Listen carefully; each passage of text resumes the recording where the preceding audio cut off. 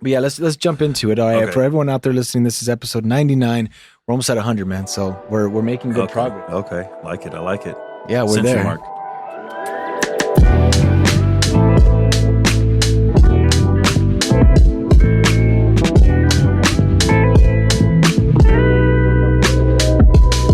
I wanted to talk about. I sent you the things ahead of time, and the first one I think that would be the best thing to talk about would be the media bias, because it'll kind of take us into everything that we're going to speak into. And I was trying to life of me remember what stories, if you can help me out, they were pushing ahead of the Brett Favre story, because it came out, and then they had two stories that they're pushing over those ones. Do you remember what those were? Yeah, the main story was, and if you're listening, Nia Long, I got you, girl. The main story was Nia Long and Udoka with the Boston Celtics. He had the affair with one of the staffers. Right. Yep. And consensual affair with one of the staffers at Boston Celtics. We're not going to do anything about that. We're not going to stand by affairs or any interpersonal. We don't know the contract. Probably in Boston, yeah. Exactly.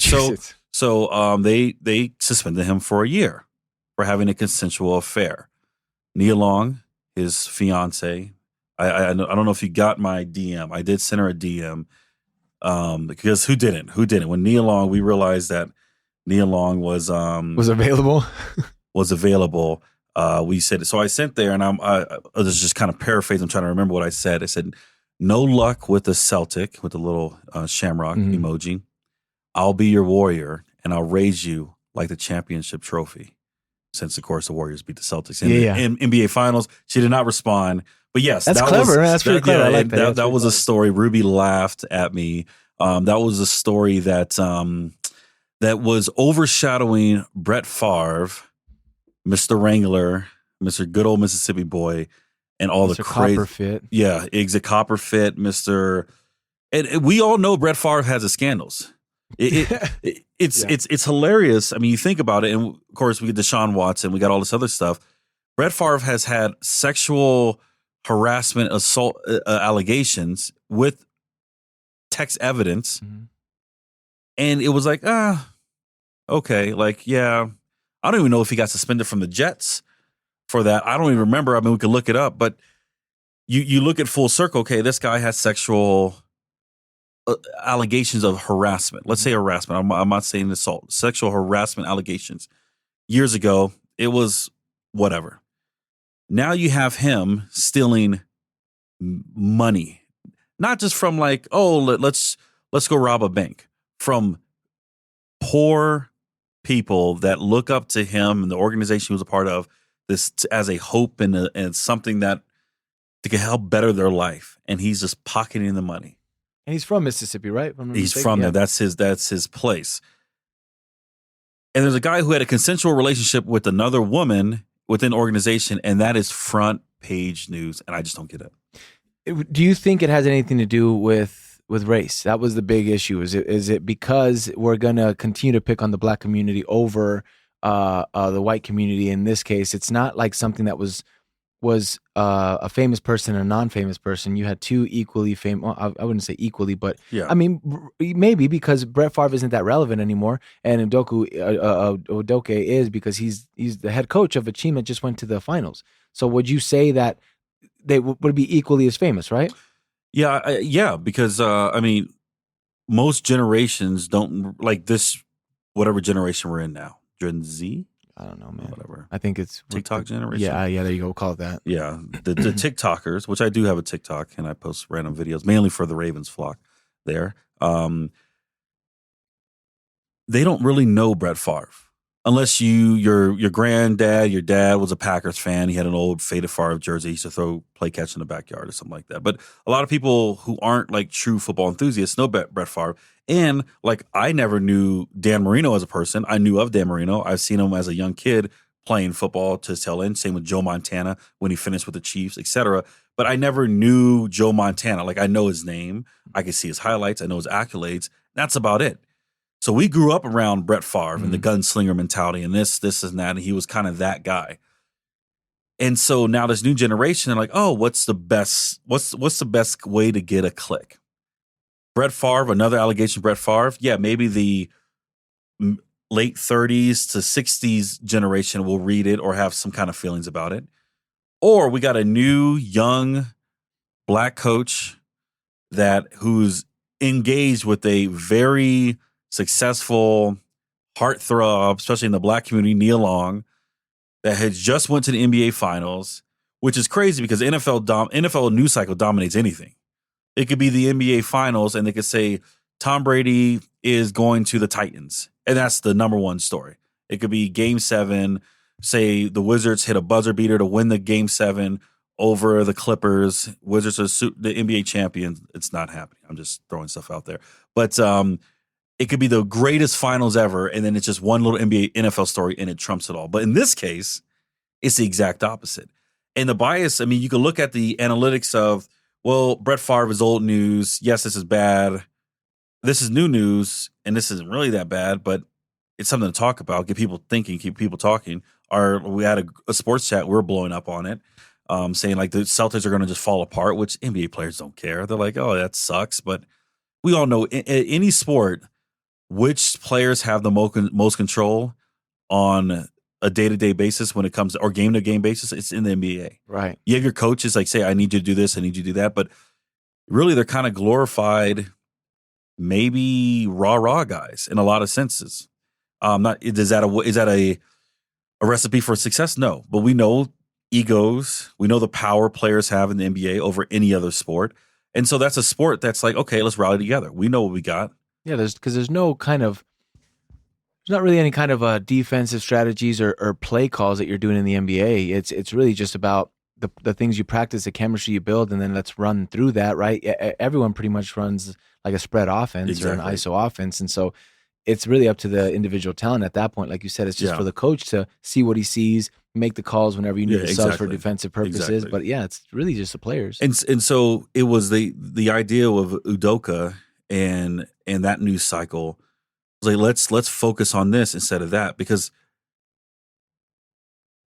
it's easier to pick on someone who really doesn't have the full all the accolades. Yeah, sure, he went to the NBA Finals. Sure, he's engaged to Nia Long. Sure, he has these great career as an assistant coach. Sure, he has a great tutelage under Brad Stevens. Sure, he has all this other stuff.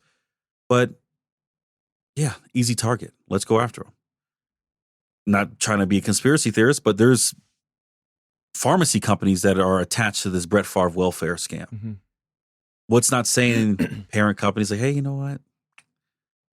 I'm friends with so-and-so at so-and-so farm, or I'm do this and do. We all know that media is controlled. Companies are controlled by each other, and they have pulls and plays and make a phone call. Hey, let's put this under the news cycle. Hey, can you just run this from the 8:00 morning news, but not the evening news? Can you let's put a bigger story in there. Or let's put this story in there, sure. But let's find a bigger story to kind of emphasize on to kind of overshadow this. Because this welfare scam is absolutely crazy. Well, I'm glad that you brought that up, because I think the other example I was going to give was Tom Brady and his divorce. Mm-hmm. It got coverage, but it got coverage over Brett Favre. It did.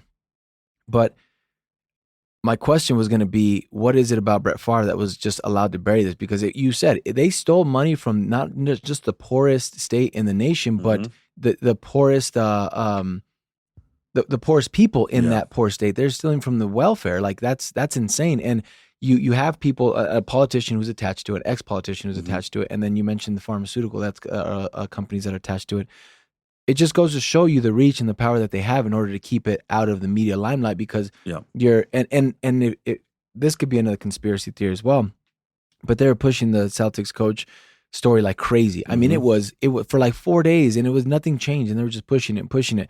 And then the Tom Brady stuff came out, and then they talked about it a little bit, but then they really zoned in on this whole Boston thing. I don't know why they did that, but they really, really zoned in. And I don't know. I think there is a bias there. I think it goes back. ESPN, there's the things that says shame on ESPN, because ESPN has always done this. They've always like, look at the Maria Taylor and Rachel Nichols thing, right? Yeah. I agree. I remember hearing that, and I'm always one that likes to get all the all the facts first before I make a decision. Yeah. And I can see, I don't think that Rachel Nichols said anything bad. All she was saying is like, hey, look, I have worked my ass to do this. And just because they have a problem with diversity doesn't mean that they got to take my opportunity away. And that should fall on your employer. If ESPN all of a sudden is trying to be woke, or ESPN all of a sudden trying to feel the pressure, you're going to take away from someone who's actually worked hard, because they took her off the jump too. They took everything from her, and then she ended up, I think, leaving. Right? She doesn't work for ESPN anymore. I don't think so. So they really did her dirty, but they do run into these problems where they do not do anything to help the Black community at all. They don't. They will emphasize the story when it comes to when there's an equally as big story. You got the biggest guy going through divorce because he's choosing football over his marriage, and his marriage is falling apart. But yet you're only talking about one marriage falling apart, and it's not even that big of a scandal in the sense of he hasn't been relevant as long. And so really it's just like any other coach having an affair. It's like, oh, okay, it should have been a topic, a part of a show, and then moved on, not the headline for days on out. And that's where I think that the conspiracy kind of comes in. Is I think ESPN, I think they know what they're doing in the sense of they like to play. They kind of like to play both sides, right? They'll sit there and they'll be like, okay, yeah, we support the Black community, but the minute that something happens, they just really grill down on it. It's like they're making their other audience happy by doing this, and then burying the whole Brett Favre. Well, you look at the big picture when it comes to what's the biggest, probably most powerful organization that ESPN is attached to. Rachel Nichols, Maryland girl, she is at Showtime Sports right now. Showtime Sports. Yeah, okay. Showtime Sports. But Rachel Nichols is great, and you're 100% right.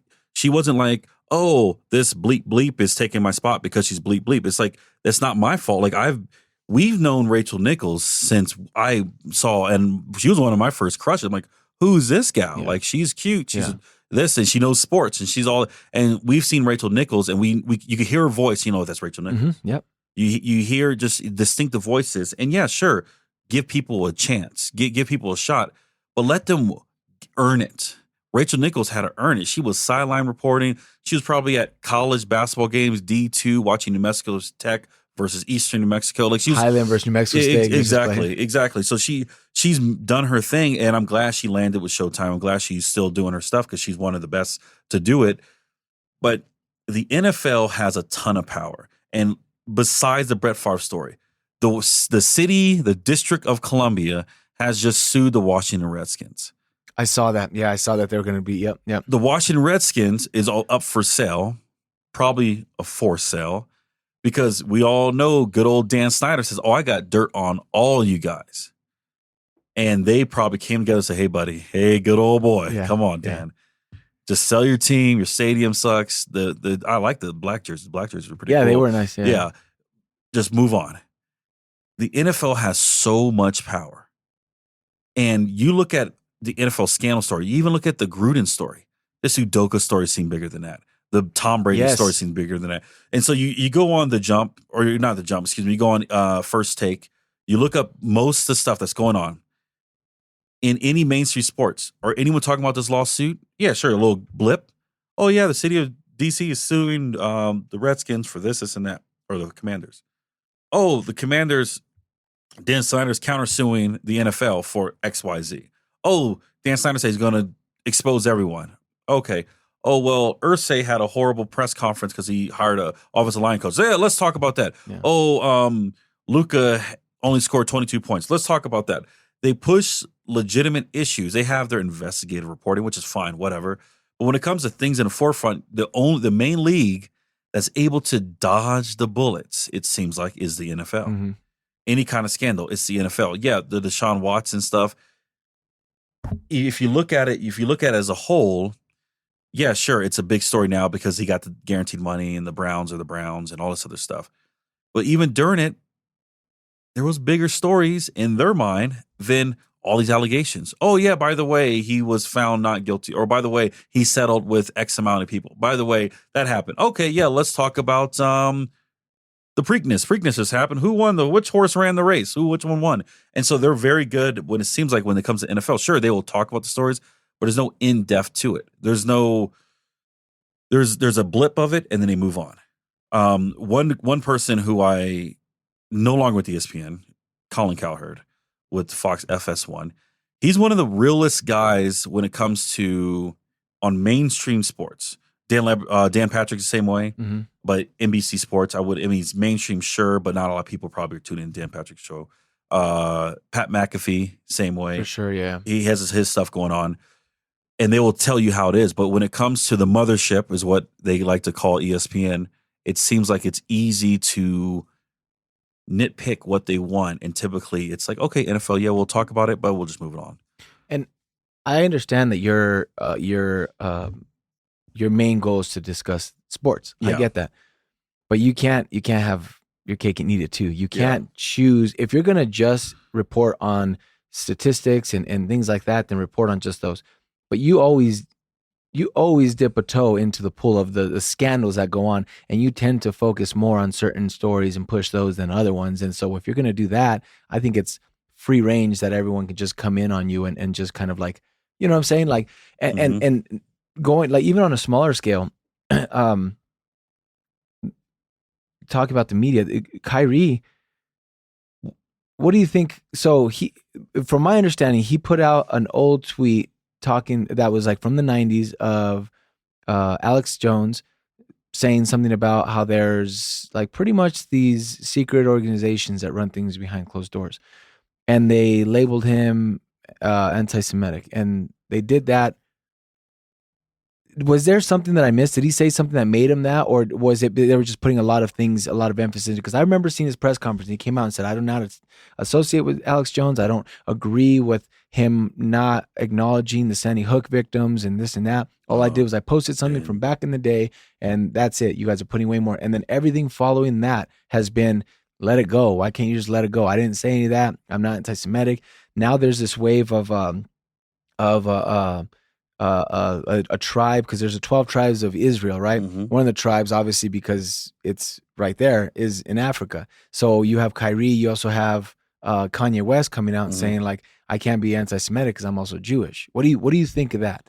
So with the Kyrie stuff, he reposted a clip on a video that's very anti-Semitic. Okay. So the movie that was, and I've never seen the movie, but the movie that he posted is a very anti-Semitic movie. And so then he kept. Then, do you remember what the clip was? Like what they were discussing? I don't remember the clip itself, but apparently the clip wasn't the anti-Semitic part. Okay, it was just the movie. It was the basis of the movie. Okay. If I post a clip that says "I'm your Huckleberry," people were like, "Oh," or just tweet "I'm your Huckleberry." Tombstone. Then people are like, "Oh, this guy's all about cowboys and desperados and whatever the case is." Yeah. And so that's kind of that's what it was. But the movie apparently is very anti-Semitic. And so what they wanted him to say is say, you know, I apologize for posting that. I support the Jewish community. The main thing was I apologize. He didn't say that. He's like, what is the big deal? How can I be anti-Semitic? I'm this. How can I be anti-Semitic? I enjoy and I respect all walks of lives. Like, okay, that's fine. If I could say, man, I don't like dudes with beards. Beards are trash. Beards or whatever. And you're like, okay. But you know what? I don't care what anyone, you can look like you want to look. I don't care. But you got a beard, whatever. You're goofy. And all bearded people are like, what? You just said you're okay with everyone, how people look, but you're now singling me out. And just give me an apology. I mean, you look, and that's the thing with Kanye, and we'll get on Kanye because there's a lot to get on Kanye. But Kyrie, and we all know he's very staunch in his beliefs. Sure, the earth is flat. No, it's not. Sure, you have these different ideas of how you should live and how you should eat and what you should put in your body. You had your ideas when it came to the vaccine. You had your ideas when it comes to your religion. That's fine. That's okay.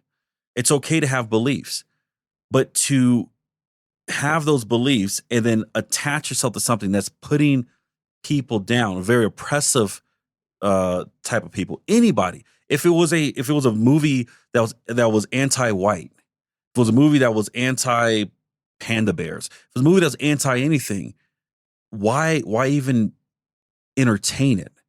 Because sure, maybe that's your beliefs, but you got to realize people are affected by this stuff. Clearly, there's a lot of whack jobs out there that was like probably the most right wing of racist people are like, oh, Clayton Bigsby. I mean, Kanye West, he says these anti-Semitic stuff, so maybe I can act on it. If he could say it, then I can act, type of thing.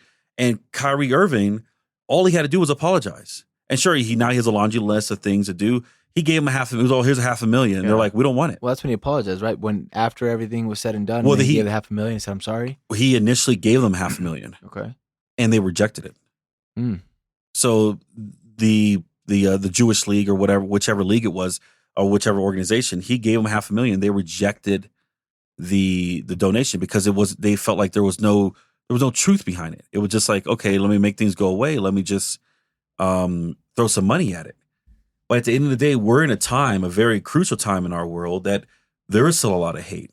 And the hate is perpetrated very quickly with a retweet and a this and that and a small follow screenshot. And these ideas now can spread like wildfire.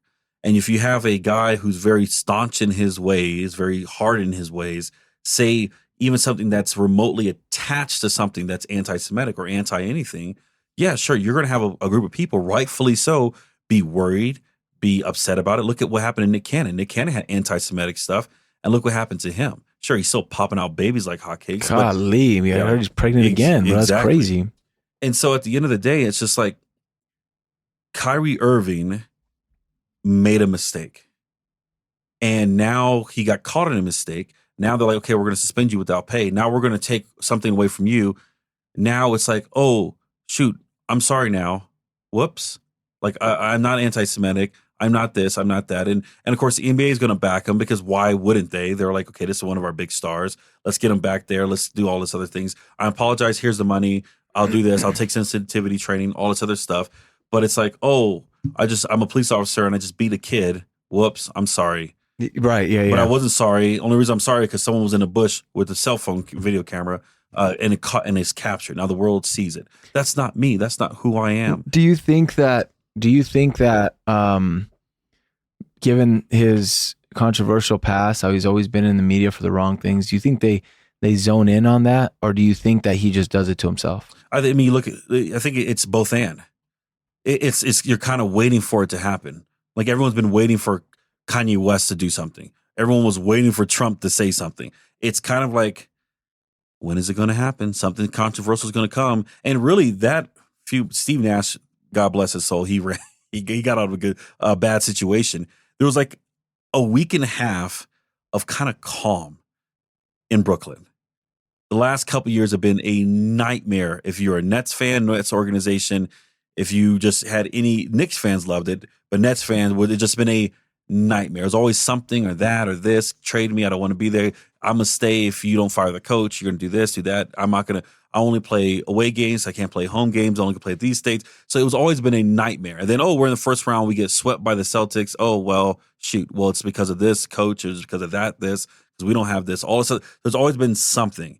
And then for like maybe 3 days, it was calm until Kyrie came out with this. So it's, to me, the media is not like, we're going to keep a nice tight eye or have a magnifying glass on what everyone from, especially Kyrie Irving from the Nets, says. No, it's kind of like, it's going to happen. It's bound to happen.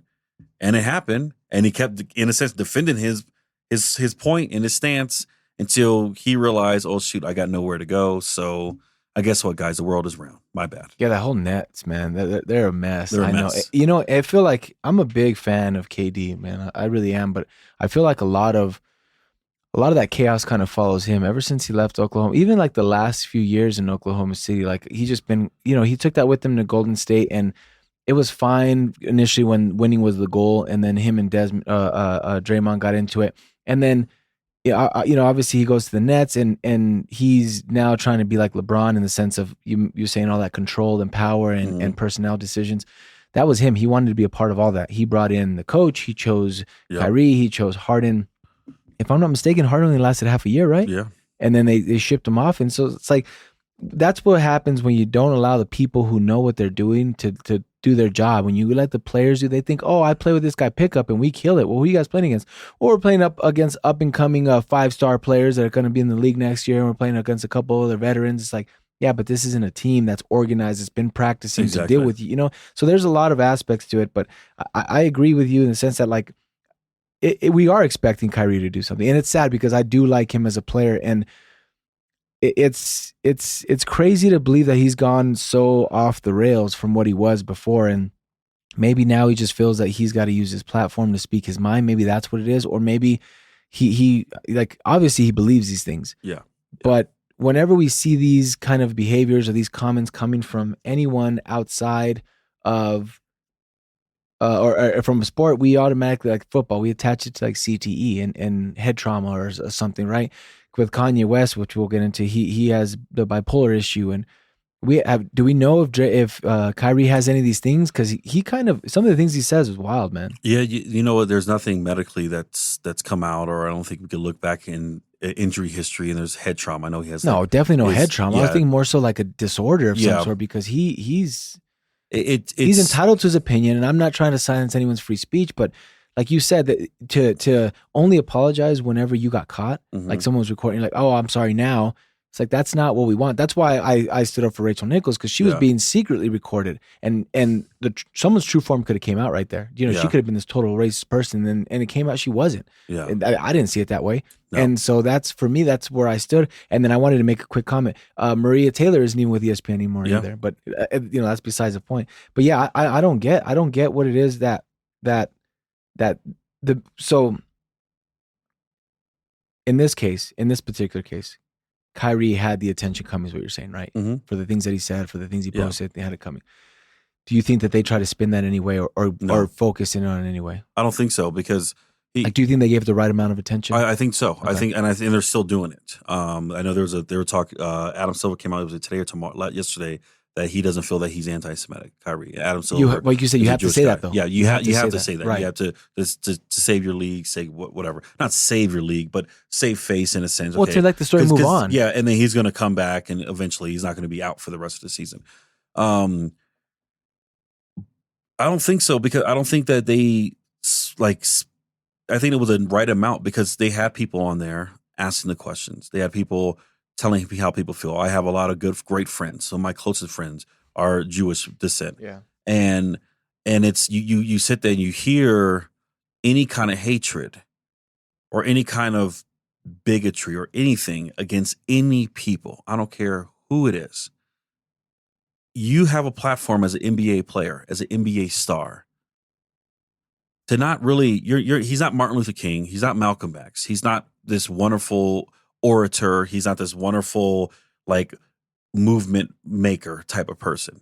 But he has a platform that people will listen. People are impressionable. People, they like Kyrie.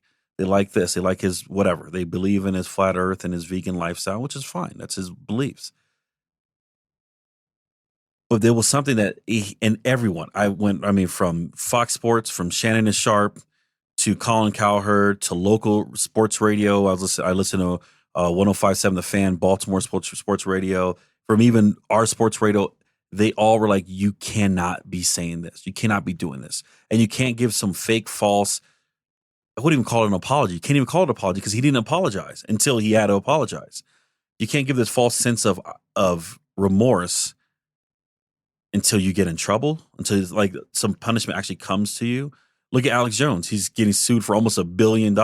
Now he's remorseful. Well, that's warranted though, because he. I mean, come on. But it's the same thing. It's the same thing. Not saying Kyrie's the same level as Adam Jones, but you're spewing in stuff to impressionable people, and impressionable people will hold on tight to that and sometimes do very bad things to it. So whose fault is that? Because I saw an interview where Kyrie said so they were asking him in a press conference, and he said, "Yeah, I posted it on Twitter." And he goes, "Well, why would you say that? You should know your influence, almost like you should know better." And he goes, I'm a man just like you. I posted like 4 or 5 other things on that, but you guys decided to focus on that one thing." This was the Alex Jones clip in the 90s. And the guy kept really pressing him, trying to tell him like, "Well, you have this. Why would you do that when you can influence other people?" He goes, "I'm just a man like you. Am I not allowed? Do you not feel he's allowed to just kind of say kind of what is on his mind without trying to influence people into his thoughts? You think he's just speaking out as opposed to like, hey, this is my opinion. You should agree with me? No, I think that's another cop out. It's a cop out for anything. It's I go rob a bank, I get caught. I'm like, why'd you rob the bank? Well, I have bills just like you do, so I got to pay for them. Mm-hmm. Like, yeah, sure, we're all human. We all have faults. No one's perfect, but you can't use that. Well, no one's perfect as an excuse to spew or to entice some kind of hatred, some kind of bigotry. If it's anti-Semitic, anti anything, you get, oh, whoops, a whoopsie isn't, or I'm just like you.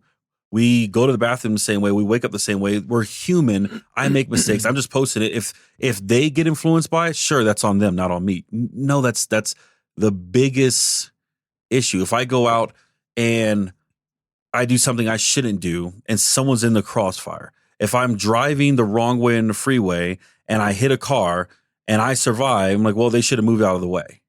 Like, no, that's not the case. You shouldn't be doing that. You shouldn't be on that side of the freeway. You should be staying in your lane. And Kyrie, when I saw that, I was like, this guy is ridiculous. Like, I'm surprised the Nets haven't at that moment, I thought the Nets were like, nope, we're done. We're just going to cut ties. We'll figure out his pay and stuff.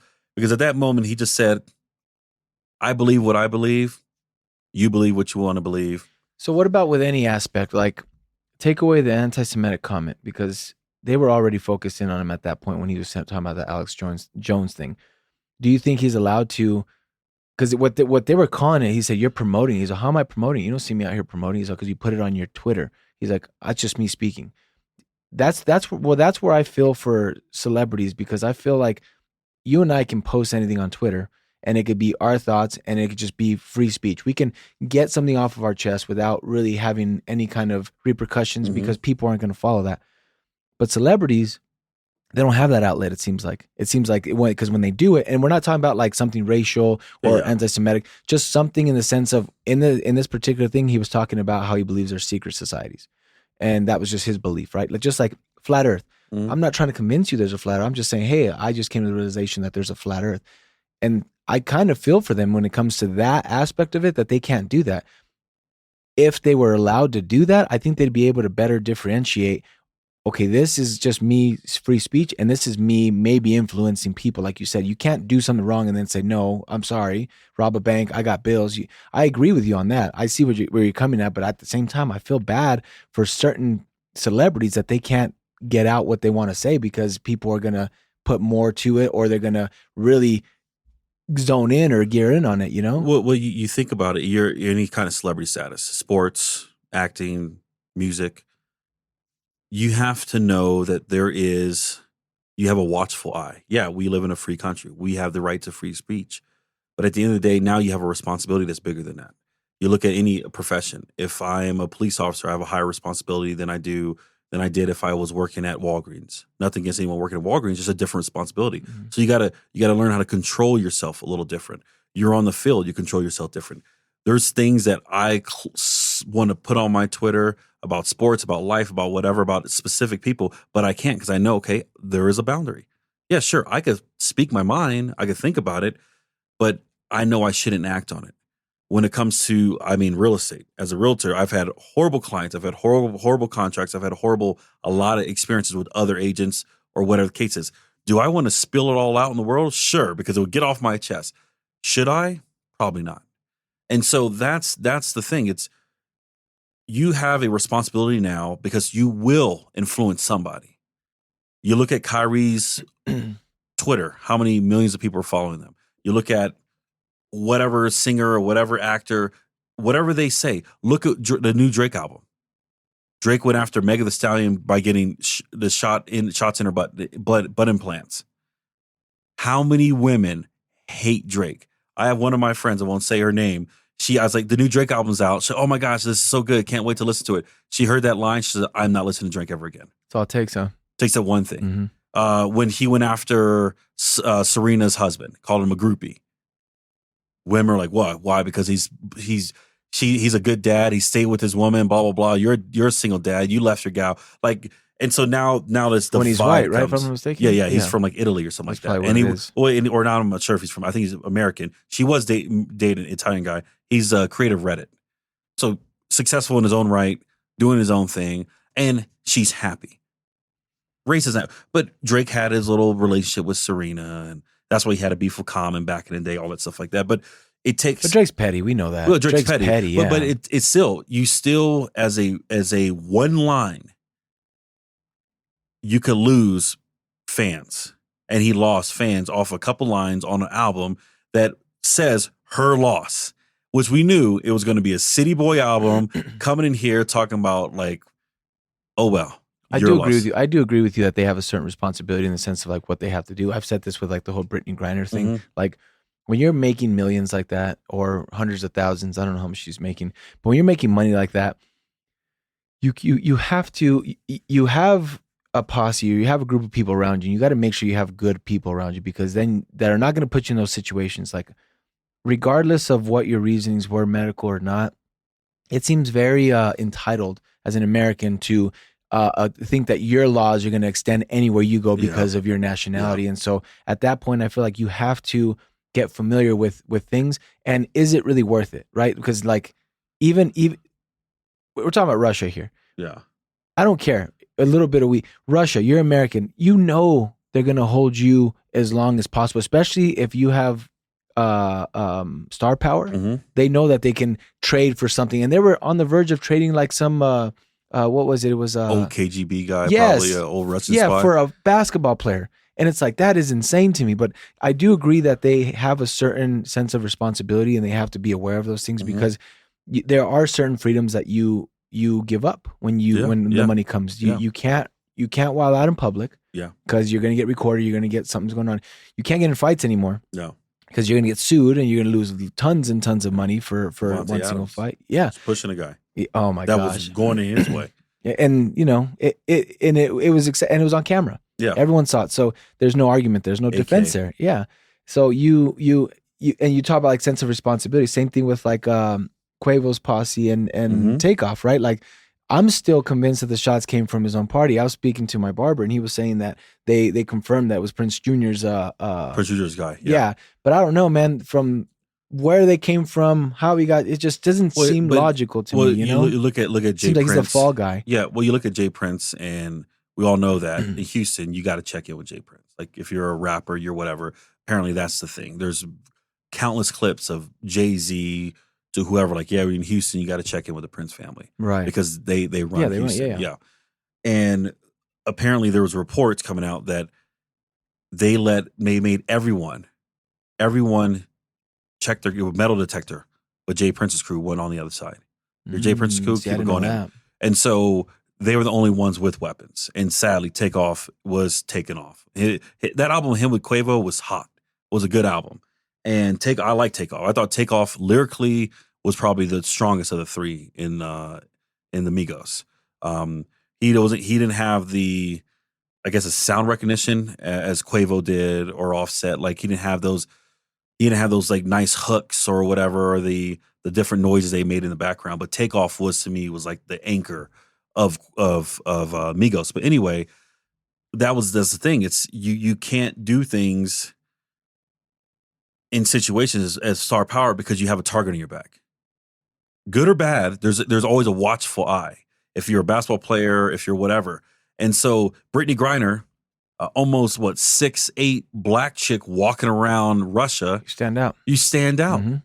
Kyrie Irving, a star basketball player, a champion, stands out. Uncle Drew, stand out. Especially with all the stuff that you've been saying. Sure, you believe in flat Earth. That's great. Sure, you believe in not getting a vaccine because you don't know what's going to be put in your body. That's fine. That's your prerogative. That's fine. But when it comes to all that stuff like that, people just made fun of him. Oh, flat Earth Kyrie or... Well, that's probably what he thought was going to happen. That's why he probably felt comfortable to say these things, is because he came to the realization no one's going to punish me for what I say. They're just going to laugh at me, and I don't care if they laugh at me. But none of that was hateful until this came out. And yeah, he wasn't out there being specific on hate, but he promoted something that promoted hate. Yeah. Well, the vaccine could have been the only argument, because anyone who is anti-vax, it was almost like you were raging a war against the vaccination. That's how they pinned it at the time. That's how they pinned it. Is like anyone who's anti-vaccination is hate speech and all this other stuff. It's like, no, man, it's just someone saying that they're against it for A, B, and C reasons. You know. Well, you look at a lot of people, a lot of stars, or majority of Americans, and majority, especially during the election cycle. I don't want to put that in my body. There's microchips, whatever. Latex, everything. I heard stem cells. Is that true? Maybe isn't it a good thing? Come on now, help me out. Crazy. Help my knees out. Jeez, put some stem I cells. know, but you know where that comes from, right? Yeah. That's where my problem is. It's like, at what expense? I was talking to my buddy about this. We're Christian, and I told him, I was like, it wasn't even God's plan for us to get blood transfusions. It was pretty much just God's plan. If it's our time to go, it's our time to go. Now the things that medicine has done is they're able to put someone else's blood into you in order for you to survive, and stem cells is a whole different thing. I mean, now you're going after babies, and that is a no-no in early. Yeah, well, and that's the thing. It's you look at things that you could have a debate on stem cells, on flat Earth, on COVID vaccines. You could have a debate. You could have good points on both sides on why, and you're like, okay, well, we live in a country where you could believe what you believe in. But you should not promote hate. And that's where it comes down to. If it's, sure, there's a bigger watchful eye on any celebrity status, anybody. If you say something, people are like, oh, you're going to have people for it, you're going to have people against it. We could talk about sports. 50% of people are going to agree with us, 50% won't agree with us. This is the nature of it. But when it comes to hating or promoting some hatred especially against the people that has been oppressed for a long time, that's still being oppressed. Everyone has oppression in their own rights, but they're still there. There's a lot of people that are very anti-Semitic. And you have that platform, and then you do not debunk or denounce it. And he said, well, he kind of made an excuse, well, I didn't really fully understand what they were saying. But now you're having the people say, yeah, this is it. This is why we're saying no to your $500,000, because what this is doing more damage. Your tweet, your lack of empathy, your lack of an apology is bigger damage than what $500,000 could cover. Empathy is a big one, yeah. And you saw no empathy with him. You saw it when, oh yeah, you know what? I apologize. I apologize to the community. I apologize to this. I did not mean blah blah. Yeah, after you started getting no pay, after Nike dropped you. After all these other places, people are thinking about dropping you, and that's something that you realize that, okay, there's a Dick's Sporting Goods Factory Warehouse Center here in the West Side in Albuquerque. If you want some shoes, cheap shoes, is that the one that's over that they took by over Best that Buy? old building? Yeah. Okay, I got these Reebok Classics, and it's funny. The Reebok Classics I'm rocking are the human rights one. Oh, I like speaking those. Speaking of human rights, $25, Dang, brand new. Nice. So go there, check it out. We got kids shoes too. They have so many Kyrie Irving shoes in there. I'm like, oh, they got on quick. No way. They dropped them off. And they're good basketball shoes, man. Yeah. And Mac's like, oh, I like this shoe. Like, no, we're gonna get you these ones. Oh, you don't want to get anything associated? Okay, because again, if you come out and you're very empathetic and apologetic, okay, I understood. I made a mistake.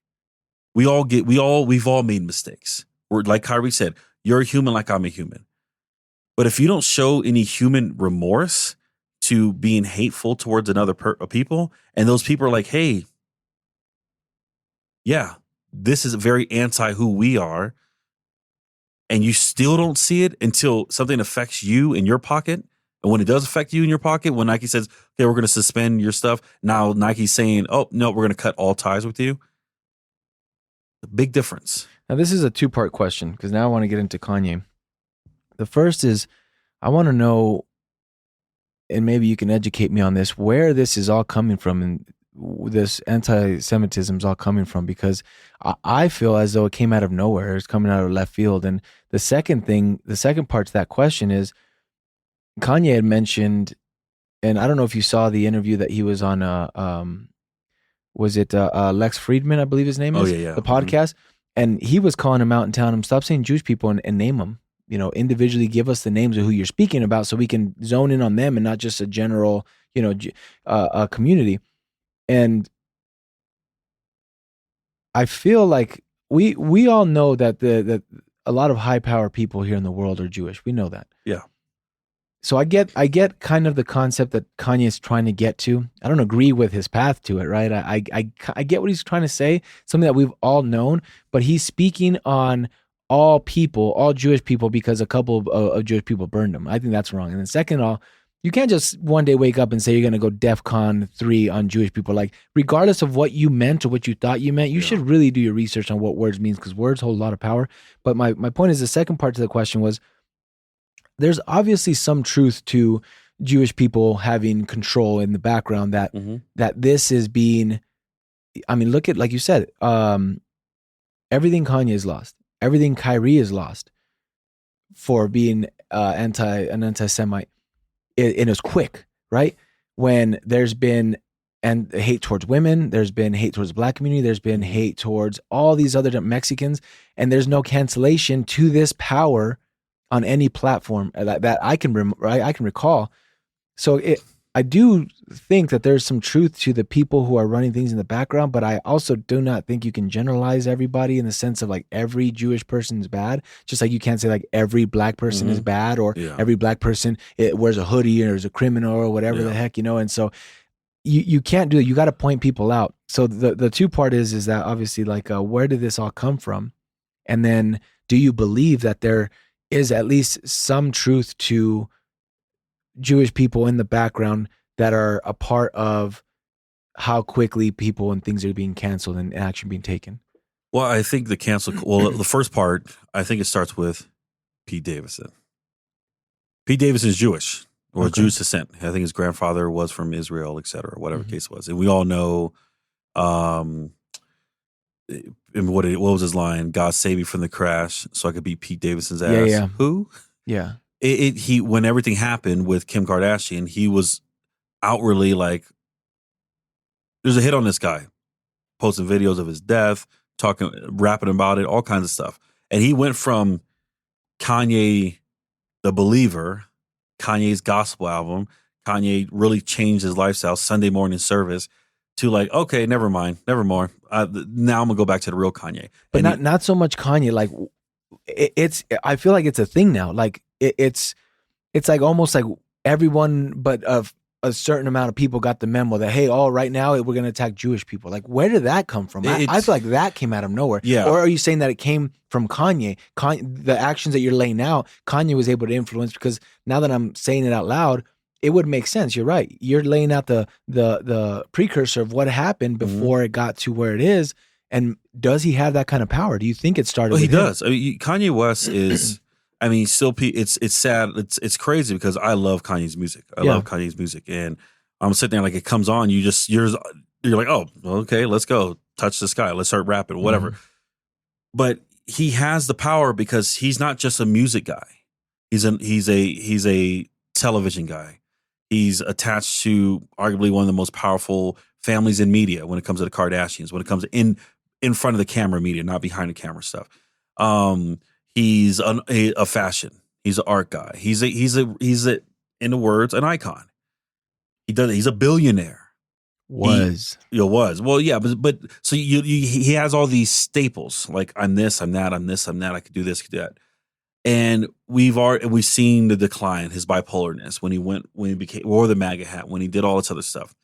And now he's really, and this is my perception, Trump, when he back in the 90s said, "Oh, if I run for president, I'm going to become a Republican because they're the most impressionable people. It's easy to get their votes." Trump is the same guy. If he's not in a news cycle, he needs to be in a news cycle. He finds a way. Okay, I'm not going to say transgenders are banned from the military. Wait, what? Where'd that come from? Everything was all right. Economy's good. Everything's good. Oh, we need he has to be some kind of controversy. And you started seeing that with Kanye. When he was like, I'm a MAGA guy, I'm going to run for president, I'm going to do this, I'm going to do that, whatever. Tennessee voted. Gave him like 17,000 votes. It's crazy. But Tennessee's very red. Yeah. But it was to the point of he realized, I got the Black people. That's fine. I got people who are going to listen to my music, like my music, Black, white, green, whoever.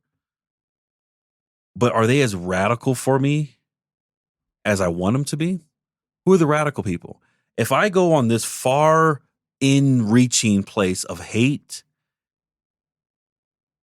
let me see your face, Clayton Bigsby stuff.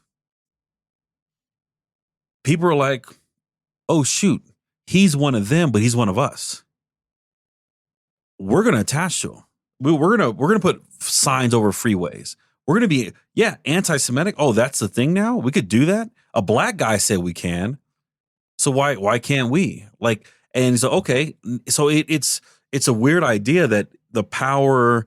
True, there's a lot of power from Kanye and what he's saying when it comes to the Jewish community and how they worked their way up. They didn't just get gifted. Oh yeah, here's a new promised land, all the milk and honey. No, they worked their way up in powers of position and powers of money and positions of power and positions of money. When it comes to NBA commissioners and senators and a lot of CEOs, et cetera, a lot of Jewish people are that way. And so they do have power in a sense to do things, but it doesn't mean they're doing it to splight the African American or the Asian American or the Latino American.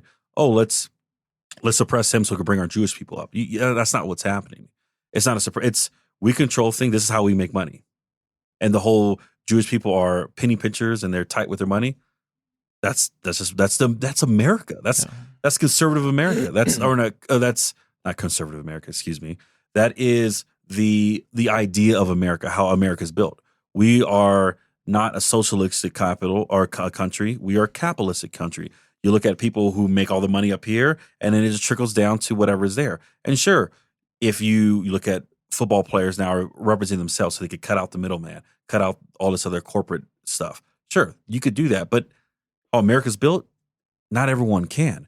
And so it's easy to say, well, this person at so-and-so records or this person at this place or this person that place, they're all Jewish and they don't want me to succeed. Dude, you were a billionaire at one point. Where's the success at? Sure, if you have someone backing you, someone supporting you, you got to pay them. That's how the capitalistic society works. Just because you feel like you should have got paid more or dealt the better hand or whatever the case is, that's why a lot of people left. That's why you left Def Jam. That's why people have done their own things to make their own way because they saw, okay, this is a system. I don't like it. I don't like the system. The system should not be set up to a point where, well, shoot, Joe Biden is Catholic. Our inflation's up. Screw all Catholics. Yeah, it's Joe Biden and it's Catholic. He's a Catholic. That's why. If he wasn't a Catholic, maybe we'll be all right. But since he's a Catholic, I'm going to egg every Catholic church I see because that's why I pay X amount of the gas and X amount for a loaf of bread. That's the mindset. You can't have that mindset. And Kanye West spilled it out. Kyrie Irving, in his way, spilled it out. And now people are sitting there saying, we got some black people on our side now to preach, and it's not afraid to say what's been on our heart and our mind. So let's jump on board. They carried the flag, so let's follow it. And that's back to the original thing. That's the hard part is you as a celebrity, you have a sense of responsibility to, people, all the celebrities singing together, kumbaya. We are so sorry for your spite. No, you're not. You live in Beverly Hills. You don't give a crap about us over here just eating crumbs or whatever the case is. Yeah, you can make a nice little video. We wish you the best, hurricanes or this and that. Sure, whatever. Makes you feel good at night. But you still have a responsibility to at least give hope instead of hatred. And that's where the big issue is at. Well, with Kanye, it's clear that he's off his meds. He's been off his meds for, what did they say, 2 years? Mm-hmm. And it's clear that he hasn't been on meds for 2 years. Like, you can see the bipolar in him going, the antics and things like that. I struggle too because I'm a fan of his music. I'm a fan of him as a person when I feel he is Kanye. Right now, it's hard. It was nice when he found God. It was like, okay, and he was putting God into the limelight when he was doing that. That was great. But he's got to understand if he's going to continue to down that path with that message, everything he does moving forward is even going to be under more of a microscope because not only are you famous black individual who's a rapper who does this, makes money, now you're associating yourself with a religion that is the hated religion here and not a very popular one in the US, given that everything and all the things that have been going on. Now you're associating yourself with that. So now you're going to be under an even bigger microscope and you have to act right. And so he says that he feels better. I think the things he says, I don't know if the things that he's been saying are things that have been on his mind and the medication has just been suppressing his true beliefs or his true thoughts. And now he's just saying them. I feel like it's messing with him. It's like when a female gets off of birth control, it messes with you. Your body's trying to regulate itself. And when you have a disorder that your body cannot regulate itself and you're not taking anything to help that, it's just going to continue to get worse. And I think that's the progression we've seen with Kanye as to where he's getting. The whole White Lives Matter shirts, having Candace Owens wear that, I kind of think Kanye's message was, again, to show, oh, you think Black Lives Matter, white lives matter because they're the ones with all the power. I think that's the message he was giving, like trying to bring light. I think Candace Owens was truly saying, like, hey, there's a lot of hate towards white people right now. We got to remind everyone that white lives matter. I think they were there for wearing the same outfit, but I think they were trying to say two different things with their message of their shirts. Well, he knows, again, Candace Owens, we could go all day on. Oh, geez, she's hard, man, because some of the things she says, it's like, okay, but then other things, it's like, what are you talking about? Well, it's at the end of the day, if you do anything to cause division, that's something that I've realized. I know where I stand politically. I'm registered independent. I am not left. I am not right. I am what I feel is best for the country moving forward. When it comes to, I'm the exact same way. Yeah, it's about positive change. Exactly. You got to take each candidate for what they're presenting and what kind of positivity can they bring. Yeah, fiscally conservative, and when it comes to social and environmental issues, I'm more left leaning when it comes to that, because I feel like you have the choice and the right to do what you need to do with your own body and et cetera. And I don't have a say in that. Of course, we could go on a long story on that one too. And I think the climate change is real. But when it comes to what Candace Owens has been doing, yeah, there's something like, okay, that makes sense. And then you wait for it. You're like, oh, all right. That's what's hard. But I'm the same way with Matt Walsh. Matt Walsh will make some points, and then he just, okay. And then he just goes in more. It's like, oh, you should have stopped. Yeah. You know, like you're too much now. Well, we were at a comedy show here in Albuquerque, and the main guy was good. And he was good, and he was good crowd control. We're sitting there having a good time. We sat in the front row, so they're roasting our whole row. We're just dying laughing. And he could have ended it. He was done. And then he started pull up his notepad and started saying one joke, fumbled on it, flipped through his notepad, another joke, fumbled on it. I'm like, dude, you had a great set. Shut up. Just tip your waitress, have a good night. That's all you had to do. And the issue to me is like, yeah, shoot, say what you feel. Like, I'd rather you speak your mind and how you feel. But if your mind is, if you're on the left side or right side, if your mind is a thought of division, of hate, or spewing something that can even be perceived as that, then you should shut your damn mouth. What do you think about, because the argument is going to be that anything that a conservative says is going to be hate because they're going to be of more traditional values. Do you think just because that is the narrative now, we are more liberal here in the U.S., that conservatives shouldn't speak their mind? Because I get what you're saying. And I feel you on that. When you're going to say something that's going to divide, like, it's better you just don't say anything yourself.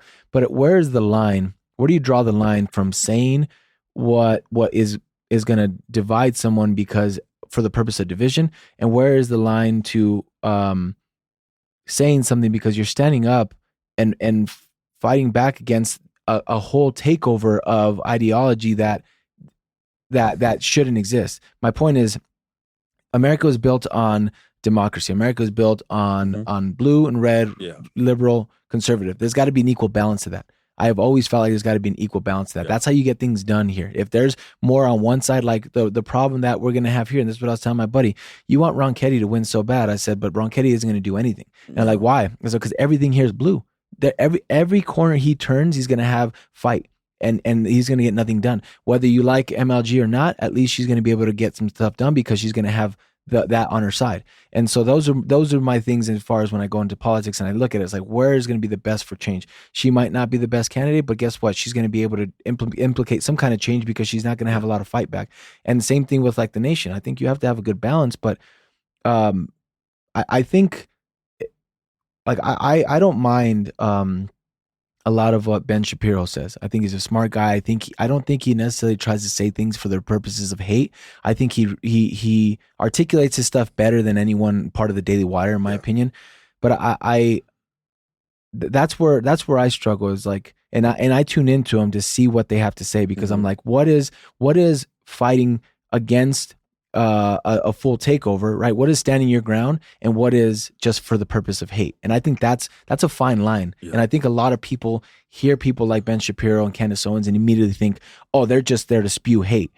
And I was the same way with Candace Owens, and then I started listening to her, and that's why I was like, there's certain things I can take and say, okay, that is you standing up for a conservative belief. And then there are things that say, it's like, okay, you're just saying that now you're going tit for tat now. You just got to stop. Yeah. So I can see that. But again, I'm a person that will look at all the facts. I'm not going to just, they're red, I'm not listening. They're blue. Oh, okay. No, I'm going to take everything. I'm going to listen for what they say. And then I'm going to decide from there what I think, from what you're saying, what I think I'm going to take from that. And what I'm going to say is just BS. And I think, I don't know, that's what I struggle with. I think it's hard because a lot of that, again, is like you mentioned, if you're saying something for hate, don't say it. But at what point is it you're not saying it? You're going to make people mad with what you say, but you're just standing up for something that needs to be stood up for. Well, I think that the difference is if you're conservative, you believe in babies, the rights for a baby to be born, no matter what circumstance. You look at throughout the South, and that's how they voted. If you're on the other side, you believe in a woman's right to choose. If you're conservative, then you're on the conservative side, you look at you're anti-life, you're anti-baby, you're a pro-life, pro-choice. You're on the other side, you're like, well, you're anti-my rights, you're anti-me as a woman. What if this happens to me, that happens to me, whatever the case is, my right to choose. And so that looks like you are hating the other side. What I mean by hate, and going back to this, is when it comes to specifically a person. I don't think Candace Owens ever said, I hate black people. Black people say, well, she doesn't like us because she's not really for our policies and our way of thinking, living, and voting. I don't like a lot of things she says. I don't hate Candace Owens. I don't hate Ben Shapiro. I don't hate a lot of people. There's a lot I listen to. I'll go back from CNN to Fox Sports to NBC News, C-SPAN, just so I can hear all aspects. I'm the same way. Yeah, I'm the same way. When I hear it starting going very biased to the left or biased to the right, then I'm like, okay, time for me to turn off and change. I just want to hear aspects of a neutral kind of site. That's why I liked Vice News for a while, because we're going to report it as we see it. And so when BT does that too. Yeah. Because they have no loyalty to us. Exactly. And not America, not BT America. BT, yeah.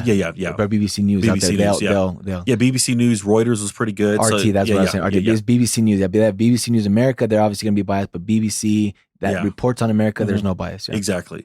And so the thing is, when it comes to, I can say the Ravens are this, you can say the Titans are that. We're going to agree on each other. You look at the rivalry between the Ravens and the Titans. There is a rivalry there. For sure. You guys always beat us in the playoffs. Did you know the home team has never won in the playoffs against each other. It's always a away team. It's always a away team. It's always a away team. Yeah, when you guys had your run, when Ray Lewis lit up Eddie George, lit his ass up. They had a rivalry. That's why. That was when it started. Yeah, ooh, that was dope. Yeah, have you ever seen that clip with Eddie George and Ray Lewis? It's like a small 30 for 30 NFL films. It was like the hardest hitting, and it was Eddie George. Like I hated him. Ray Lewis, hated him. And so that there's a difference because there's a difference. Respect. Mutual respect. There's a difference of ideas there when it comes to politics. When it comes to red versus blue. When it becomes Chevy versus Ford, Pepsi versus Coke. There's going to be people that say, well, this is better. Then if you say that's better, then you must hate this. Like that. I've actually never looked at it. Coke and Pepsi are red and blue. I never even thought about it. That's crazy. Yeah, exactly. And so you think about if you're against something and it's something, then the other person on the other side feels like, well, you hate what I stand for, or you're not for what I stand for, so I hate what you stand for.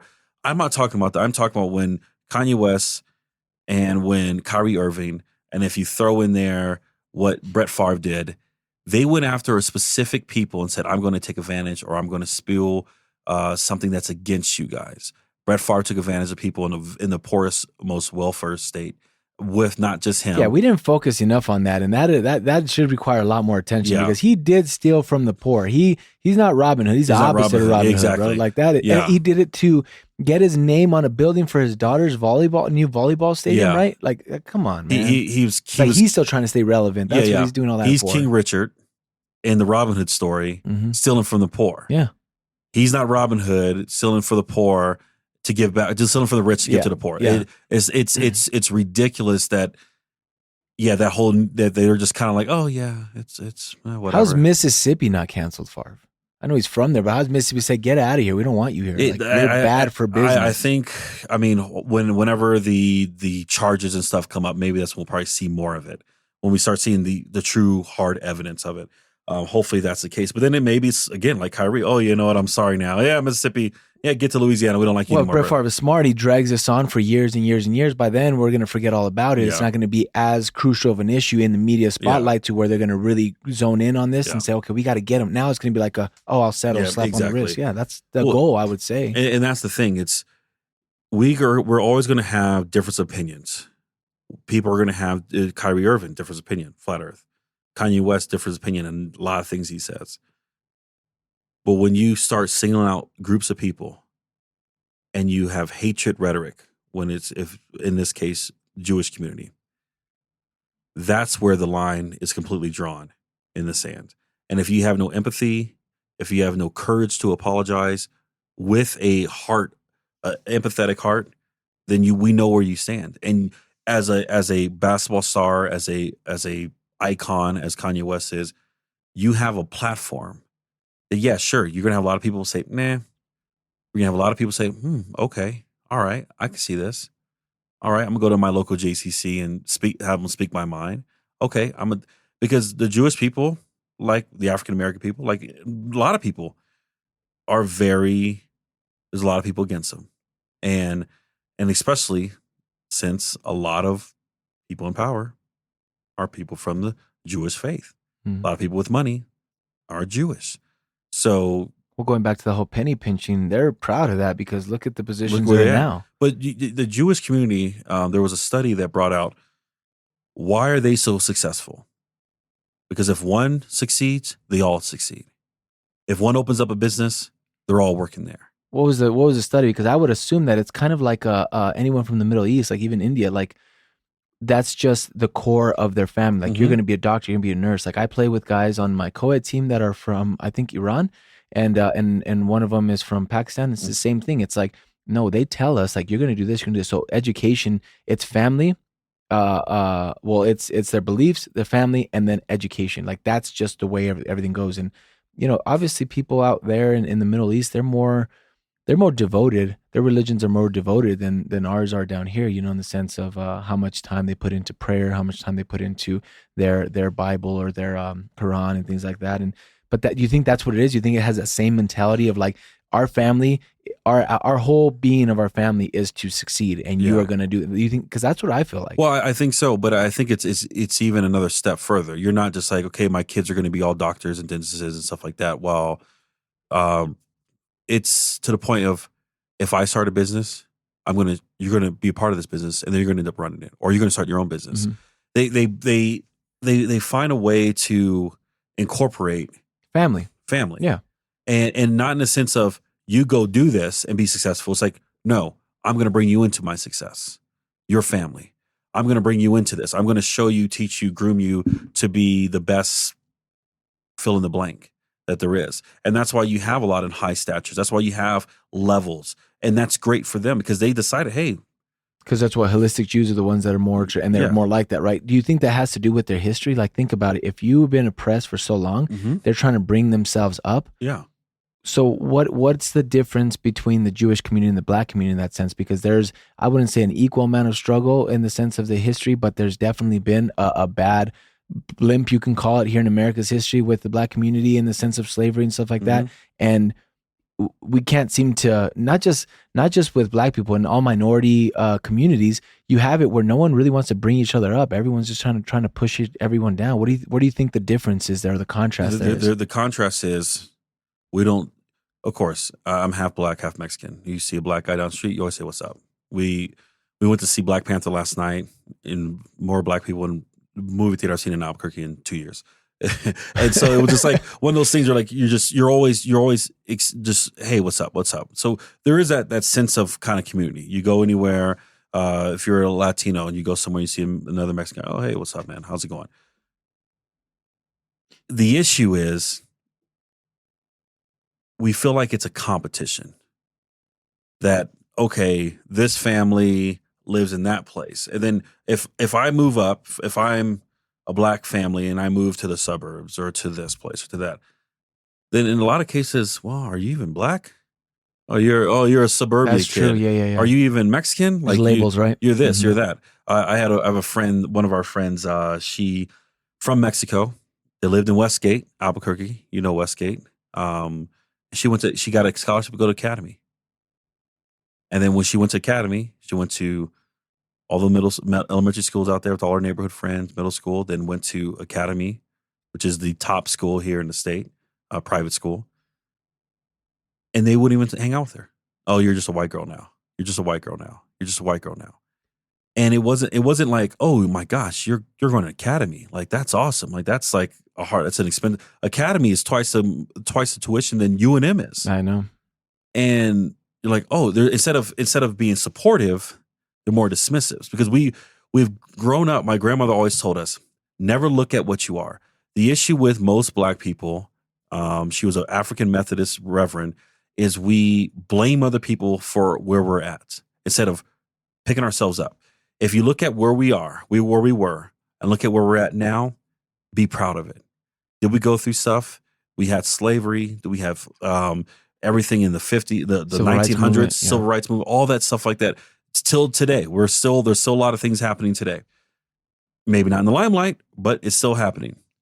But look at where you're at. When Obama became president, that was, to me, like, everyone should rally and be excited for it. Of course, a lot of people weren't. But it was just like, oh, who was it? Chris Rock. Oh, you got your master's? So you my master now? That's the mentality. That's the sad mentality. Is if you go somewhere, yeah, you could be proud of them. Like, oh, yeah, great job in front of them. But behind them, like, man, screw this guy. Who is this guy? Yeah. That's what happens a lot of minority, because we live minority. This is controversial. Minorities are known to vote a certain way. Mm-hmm. Again, I'm independent. I'm not against either one. But that certain way, that certain idea is very, how can I give you stuff? How can do you need help? Sure, people need help. I'm not against welfare, I'm not against food stamps, I'm not against anything like that. But there's never a sense of, here's a fish. No, here's a rod. That to me is a difference. It's, I'm gonna the whole mantra, give a man a fish, feed him for a day, teach him how to fish, feed him for a lifetime. That's the opposite. To me, what I see in the Jewish community, what studies have reported, is they give everyone a fishing rod. So we're going to teach you how to fish, and we're going to show you how to fish, instead of, I'm a fish for you. I wonder how they got on the same mentality of, like you mentioned, one succeed, we all succeed, because it's a complete opposite. Well, you look at New York City in the 20s, 30s, 40s, and you look at the communities, the Irish communities, the Italian communities. I mean, the Irish and Italian were fighting to be white. They're like, hey, we're white too. Like, look at us. Like, no, you're Irish. No, you're Italian. You're this. You're Polish. And so they were trying to, like, hey, we're one of you guys. And like, no, you're not. And so they took a while for them to get stuff. Black people, Mexican people, Asian people, we all look different. Jewish, very fair skinned. They are still certain bone structure. Yeah. But they are still very, like, I'm not saying they're trying to be, hey, we're white too.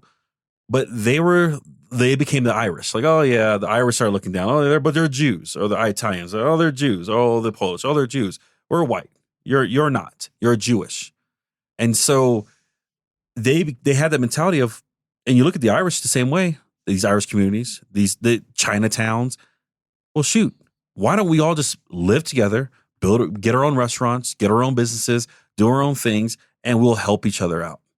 If no one's going to help us, let's help each other out. And that was a mentality there, and that was a mentality that it kept going. But when people started leaving African-American communities, when people started leaving Latino American communities, and they started making things better for themselves, a lot of times people didn't come with them, or a lot of times people didn't want to go with them. They were like, oh, well, shoot. Because it's easy to play the victim than anything else. And I'm not calling black people victims. I'm not calling anyone victims. But in general, that's the mindset of a lot of people. It's easy It's true. It's very easy. Like, who wants to live in a project all their life? Who wants to live in a barrio all their life? You know, they want to get away from that. And that's the goal, I would think. Like, you take your life lessons from those communities, from those neighborhoods, and you apply that to real life. Mm-hmm. And you get away from it. Look at, we talk about this. We just talked about this earlier with Takeoff. Yeah. Like, if I'm a millionaire, I'm not shooting dice or whatever at bowling hour, and you know what I'm saying, and in an alley. Like, I'm not doing that kind of stuff. I'm not doing that. So you have to get away from it. You can't stay in the hood forever. Exactly. And you're right. There is a something out in there that's like, oh, you want to better yourself, so you're better than me now. Yeah. And it's like, no, you do for yourself, just like I'm gonna do for myself. Yeah. Don't look at my success and feel any kind of way about it. Like, Yeah. you just need to make your own success, but we don't do that. We don't. Yeah, you look at me being half black, half Spanish. You look at the idea. You get a new car, like, oh, that's not the top of line model. Yeah. Oh, you bought this used auto. Used. Oh, yeah. It only had 12,000 miles. Oh, yeah, but still, still okay. Yeah, last year. Yeah, okay. My cousin has the same one, but the third row. We do. Oh, you got a truck. Oh, it's not 4-wheel drive though. Oh, yeah, right. Like exactly. Yeah. Oh, what? So 2019. Oh, okay. 2023 almost. Geez, okay. That's crazy. Yeah. They just released them. And that's the issue. We're in a point in our life, and especially in America, where you have to have it. You go outside the country, Costa Rica, Mexico, anywhere and you sit there and like, sure, there's people that have it, but majority of people are like, I'm comfortable. I have what I need. I don't need excess of stuff. I don't need this. I don't need that. I'm comfortable to where I am. I'm gonna live within my means, and I'm gonna live my life very happy. And whatever I have, I'm going to involve everyone I can within that lifestyle. When I was in Costa Rica, we went to a little fishing village, hung out. There was a guy from Canada that ended up moving down there, didn't know how to fish or surf. He was like, well, I was a finance guy in Vancouver, made a ton of money, was bored with my life, came down to Costa Rica because they spoke English and I'm lazy. And I was like, I'll learn Spanish, but I'd rather not have to know it right off the bat.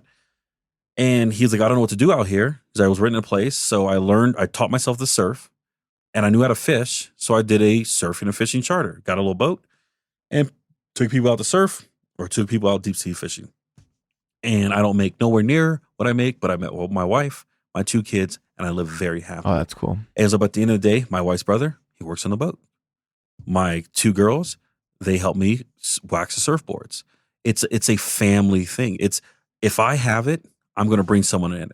If I have $10 and say one of my family members needs $10, here's 20. Because what am I going to spend the $20 on anyway? Nonsense, probably. And so it's a different mindset that you get when you want to bring people along with you. Not people, oh, I'm going to just take care of you guys. Because then people get dependent on that.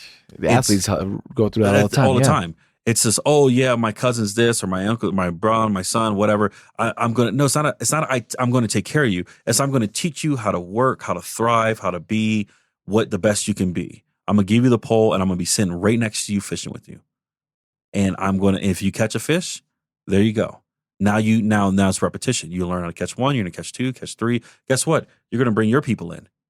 They're going to catch a fish. So what side of that do you think the lesson should come from? Because, in the Jewish community, you said it's family. We're all gonna do it. And let's take the Black community where you have, oh, you're better than me now. Should that lesson come from like, oh, he's doing good, like maybe I should learn to do what he's doing, or should it come from the person who's successful and say, look, hey, I made my success off this. Let me show you how I did it. I think it comes from the person who's successful, the person who is making it. And there's a lot of people, and again, I am not saying this is the boiler point, but this is what I've seen a lot growing up back east and being here in New Mexico. So very PG County, Maryland, a lot of African Americans out there, a lot of you had people from Africa themselves, Puerto Ricans, Dominicans. You just had the gamut. Now here in New Mexico, which is the only state that there's a minority who's the majority here in New Mexico. So if you're a Latino, Hispanic American background, you're the majority here in New Mexico. So being in those 2 cultures, growing up in those 2 cultures, you saw that. And again, I'm not saying that that's everyone, because there's going to be callers or people commenting, well, my family, and that's true. There's families that do support their families. But if you are the person who found a way out, find a way to bring those people with you. And not just with you because, okay, I make X amount of money, I need an advisor, I need this, I need that. No, find a way to encourage and show them how to be more. I go around as a realtor, I go around to different schools here in New Mexico telling kids like career days type of thing. And you see doctors and you see Air Force and you see engineers. A lot of these kids are like, I'm not smart enough to be a doctor, or I don't want to be in the military or an engineer. Are you kidding me? I can't do that. But if you give them hope, like, hey, I'm a realtor, I'm somewhat successful, I'm this and that. Here are the tools I can help you. Or, hey, I started my own business, my own car detailing business. Here are the tools that I got me going. Or, hey, I started my own YouTube channel. Whatever the case is, if you have those tools, yeah, sure, you could post a video, make it out to the world, but go into your community, especially your family, and like, hey, this is, if I'm eating, I want us all to eat. But we all have to hunt together. We all have to. There's a great book called Hunt, Gather, Parent. If you're a parent, it's an amazing book. It talks about the idea of the westernized idea of parenting and family life and all this other stuff versus the world's idea. And the world's idea is it takes a village to raise a family. It takes your aunties, your uncles, your grandpas, grandmas, everyone. As parents, as a parent, you're like, well, I'm the dad. I know this is my kid. I'm gonna, whatever I say goes. And then you're like, well, my mom did raise me too. She probably knows a thing or two. Raised 4 of us. Oh, my uncle probably raised a few people. Oh, my so and so, they have a different perspective of how my kids are acting than me. Yeah, it probably does take a village, and it really does. A great book that talks about that, and it talks about not just takes a village to raise them, but how a family unit should continue to grow and move forward as one cohesive unit. So if one person's a doctor and that's the family business, then that person's passion will ignite the passion into, oh, wow, I want to be a doctor too. Mm-hmm. There's no force in that. There's not this. Or if they say, you know what, Dad, Mom, I don't want to be a doctor. I want to be a botanist, or I want to be a sanitary guy. Sounds good. How can you succeed the most in what you can do? Instead of, oh, you're picking up trash. Yeah. You're looking at plants. You could be saving lives. That's the difference. And it's up perspective, right? Because some certain people will look at it and be like, oh man, I work for the city. I'm a garbage man. And they're proud of that. And others like, oh, you're just a garbage man. And it's like 2 different ways of view something when really that's not a bad job. That's actually a good job. You got good benefits and then you can really grow within that and make pretty good money. Yeah. But for whatever reason, you're picking up trash. Like as though it's an old school job where you're literally out there picking up trash. You get paid more than teachers. Yeah, it's crazy. They do get paid more than teachers. I think they get paid more than law enforcement too in some instances. But yeah, man, that's I agree with you when you say like the message should be about positivity. Don't try to divide. Don't. I think we have too much of that out there in the world right now. I always try to end on some kind of positive note, and some kind of positivity based on things that are either going on in life right now or things that are being discussed. And I think that's why, like, I'm still trying to, I'm really going to do research on this because I want to know, like, when the memo went out, like, okay, we're back on Jewish people again. Like, everyone who has an opinion, just go out there and start firing away. Like, I still don't understand, like, what, you know what I mean? It felt like that was so long ago. Yeah. And then it felt to me as though it was out of left field when it just came. Well, would you look at when the coronavirus came and the attack on Asian Americans? Yes, I was about to say that. Yeah. And it was just like, oh, it was their fault. It was them. And it was because how it was perceived. How, well, the Kung Fu virus or the Wuhan virus. Trump had the China virus. And then everyone else started kind of spilling it from there. So you had the good old boys. Yeah, sadly, people go into massage parlors and kill women. Yeah. Just because of that. I mean, here people were robbing Chinese massage parlors left and right in Albuquerque, and then like 3 ladies were shot and killed. And so I'm not saying that was attached, but more than likely probably was. It became a target. And that's racist because for me, you got to understand that there's difference between Chinese, Japanese, Korean, Vietnamese, Filipino.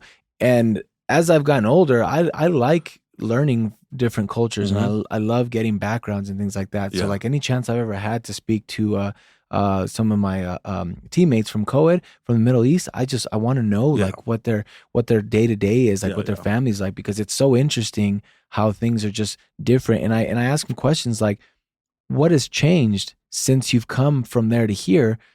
Or, being that everything gets Americanized, what's changed? And a lot of the times the answer is nothing. And the way they stay grounded is they always make sure that they're always visiting. And it's not just them, it's a family thing. So it's like, it's good to have those. You mentioned if one's a doctor, then it gives you a drive to be something greater, even if you don't want to be a doctor. Yeah. Well, they're very successful. Like, so maybe I should listen to how he got there and the steps that he took to get there. And then that advice doesn't usually fall on deaf ears because, they see the success. You're an example. And you're leading by example. I think at the end of the day, we're all human. But that's the mindset when Kyrie said, well, I'm a human just like you. Yeah. Kyrie, you have feelings, you have beliefs that you should want people, even if they don't believe in, just respect. That's your belief. I grew up, my very Christian background, and they always said, not just respect other people's cultures, learn their cultures. Because if you learn who they are as a person and what they believe in, then you'll understand why they do the things they do. And why they think the way they think. Because we all have a moment where we meet our maker, whatever deity you believe in. And whoever is the real one out there is the one. Oh, pick the right one. Whatever happens, happens. But our short time in this world should be, like you said, end on a positive note. Should be a life of positivity. If the person, your friend, your family, it doesn't fit the bill anymore, just move on. Yeah. Move on. Do not, like Kanye, for whatever reason, he felt like I have to attack Jewish people because of the things that happened in my life, because of this, what has happened. Now I'm attacking the whole lot of it. No. Move on. Just move on. And yeah, he has his medical stuff. He got his bipolar stuff, whatever. Well, especially because he's not releasing contracts either to his artists. Yeah. So you're arguing that, but you're not doing it yourself. Come on, man. Like that's the issue I had when he said that. I immediately was like, "What about your artist?" There was a report that he fired someone on his staff because he got caught listening to the new Drake album. No way. He's that petty. It was on Yahoo. Like that, huh? Yeah, it was on Yahoo News. Wow. And so that's the thing. It's like, just love people, man. Respect people. And do not promote, if you're in a position of power or not, do not promote any hate. Because someone's going to hear it and be against it. Someone's going to hear it and it's going to light a fire in them and say, oh, okay, maybe I could say it too. Maybe I could act on it. Maybe I could do this. And we've seen examples of beyond examples on that. Let's take to the freeways and put our signs up. Yeah. That's crazy. And that's the thing. We're always going to disagree on politics. We're always going to disagree on sports. We're always going to disagree on a lot of things. But one thing we should find a common ground on is we're all in this together. No matter what color you are, no matter your religious background, no matter your status, whatever the case is, we're in this together. And if we start as young generation of people, we got young kids, we start now saying, hey, if I succeed, you succeed. Not because you're succeeding off of my coattails, because I'm going to help you grow your own coattails. If we have that mindset within our family, within our community, within our city, that's where the change comes. No matter, we just had an election. The election season's not, we don't even know who got control of the Senate or the House. There's a runoff in Georgia. Again, Georgia and Pennsylvania and Wisconsin are going to decide the fate of the country moving forward. The politicians don't make our country great. We do. And we have to start with inclusion. We have to start with non-hatred ideas when it comes to people, when it comes to groups, when it comes to anything. Start with love and taking care of each other. I love my neighborhood because all our neighbors, we take care of each other. We know each other. We call each other up. When we see the kids outside, everyone's just outside watching, because that's how it should be. Not this, oh, whoops, my bad. I'm a human because I guess you're taking my money. Okay, I'm losing all these deals. I'm sorry. No. Empathy goes a long way. And if you have an empathetic mindset on life in general, life will be so much better for you, and life will be amazing for everyone else around you. Yep. Culture Punch Podcast, everyone. Thank you again for tuning in. Anyone out there that wanted to support the YouTube channel, Culture Punch Studios, just type that in. That focuses more on reviews, vlogs, lifestyles, photography, things like that. So appreciate everyone that has been here from day one to the new ones. We appreciate you, Troy, again, as always, man. Yeah, thank you for coming. It's been a long on. time. I'm glad to be back. back. It has, man. Yes. I know for those of you people that have been following us, you guys know that Troy's been here pretty much since the beginning. So to have him on again has been really, really nice. Especially thank you for sharing your opinion and your views, man. Yeah, no problem. Appreciate that. I finally was able to have someone that I felt like I can go back and forth with, where it's not totally agreeing, but there's no that, like, for people out there, that's a good way to look at it. Is like, we can have a discussion, we can disagree on certain things, but at the end of the day, we're still gonna be friends. You know what I'm saying? And it's not a thing of hate, because I know who you are, you know who I am, and it's like, this America is built on debate. This America is built on, so. Well, debate's good. Discussion's great. Oh, for sure. Because you learn off discussion. You learn off discussion. One of my closest friends is a very staunch Republican, Alan, and we send funny memes back and forth. But at the end of the day, we can have a discussion. We can have a philosophical discussion on where we feel the country's at. And I would say 7 out of 10 ideas we have, we don't agree on the other side. But we could have a cocktail, we could smoke a cigar, have a discussion, shake hands, and I won't be driving home like, oh, that guy. He won't be driving home. Oh, that guy. Right. No. It is what it is. And it's funny because he's a very staunch Republican. I've had people like, how are you friends with him? Why are you why not? It's okay to discuss. It's okay to have differences. But as long as we are still lifting each other up, as long as we still are building each other up to be a better, he just, congratulations, a shout out to Alan. He passed his bar. He's a lawyer out in Philly. Nice. And so when he sent me a text, instantly stopped what I was doing. I was at an appointment. I said, hey, can you hold on 1 second? Called him up. Just like, dude, that's the best thing ever. Absolutely amazing. I'm so proud of you. So happy for you. You work so hard, all this other stuff, giving him his flowers, because people deserve their flowers. No matter if there's a disagreement or a differential ideas in your philosophy, we're still there. We're still in this together. So respect your people, respect each other. We can have a discussion. We can agree to disagree or agree to learn.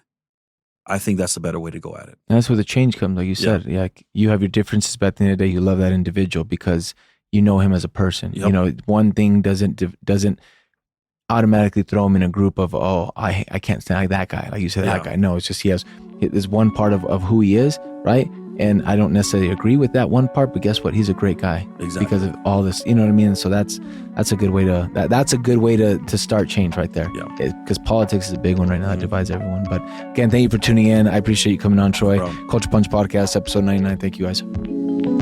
Yeah.